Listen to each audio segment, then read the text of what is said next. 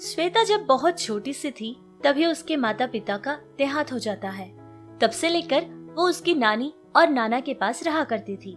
श्वेता सिर्फ 5वीं क्लास तक पढ़ी हुई थी, क्योंकि बचपन से ही उसके नानी और नाना बहुत ज्यादा गरीब थे। अब आगे पढ़ाने की उनकी हैसियत नहीं थी। कहने के लिए श्वेता सिर्फ 5वीं क्लास तक पढ़ी थी, लेकिन सारे क्लासों में उसी को हर बार अव्वल नंबर आता था, जिसे वो बहुत खुश होकर पढ़ा करती थी। श्वेता को पढ़ाई से बहुत ज्यादा प्यार था, लेकिन उनकी हालत इतनी अच्छी नहीं थी कि वो आगे की पढ़ाई कर सके। और तो और उसके नाना और नानी भी अब बूढ़े हो चुके थे। घर का काम करके ही उसकी नानी बहुत थक जाती थी, क्योंकि उम्र में बहुत ज्यादा बड़ी थी। उनको देखकर ही श्वेता हमेशा समझा करती थी कि आखिर उनके घर का गुजारा कैसे होगा। कहने के लिए श्वेता बहुत छोटी सी थी, लेकिन बहुत ज्यादा अक्लमंद थी। बड़ों की तरह सोचा करती थी।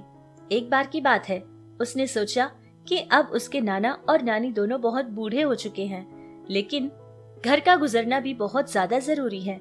इसलिए उसने सोचा कि अब वो पढ़ाई करने की सोच पूरी तरह से छोड़ देगी और किसी घर में काम के लिए चली जाएगी। ऐसे ही सोचकर वो एक घर में काम के लिए चली जाती है।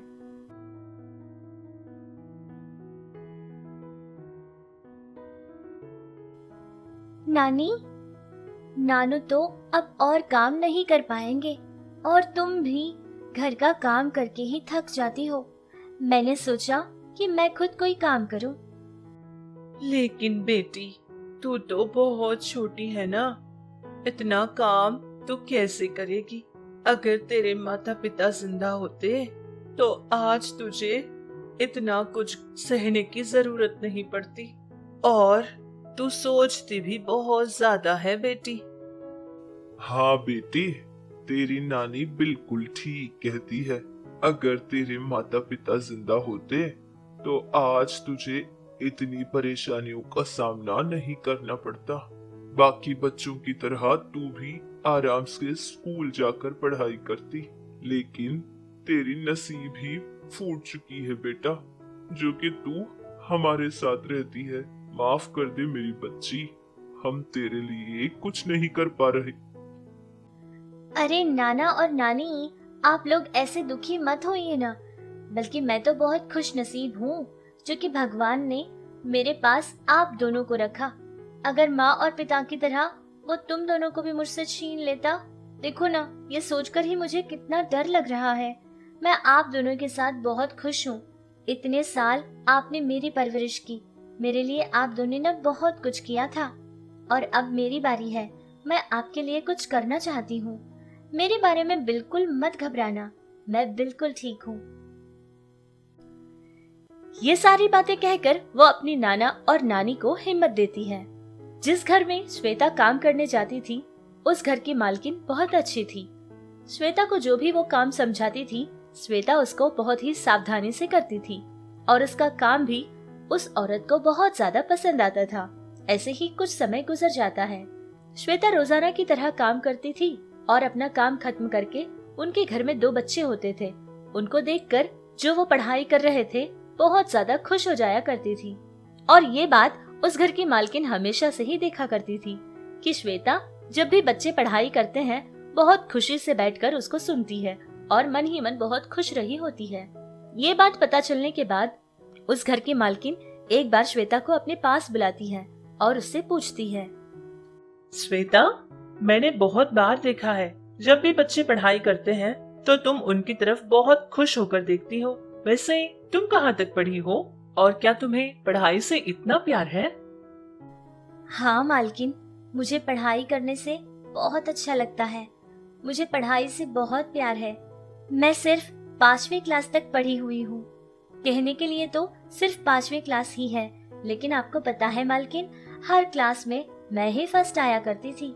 उसके बाद भी मुझे पढ़ने का बहुत मन था, लेकिन क्या करूं, मेरे नाना और नानी भी तो गरीब है ना मालकिन, कुछ नहीं कर सकती थी, मजबूर थी ना, इसीलिए मैं यहाँ काम करने के लिए आ गई थी।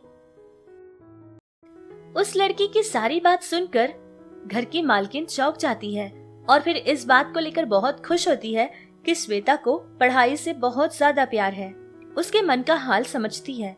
फिर उसका पति घर आने के बाद श्वेता के बारे में सब कुछ अपने पति को बताती है और समझाती है कि ऐसी बच्ची को और ज्यादा पढ़ने की जरूरत है।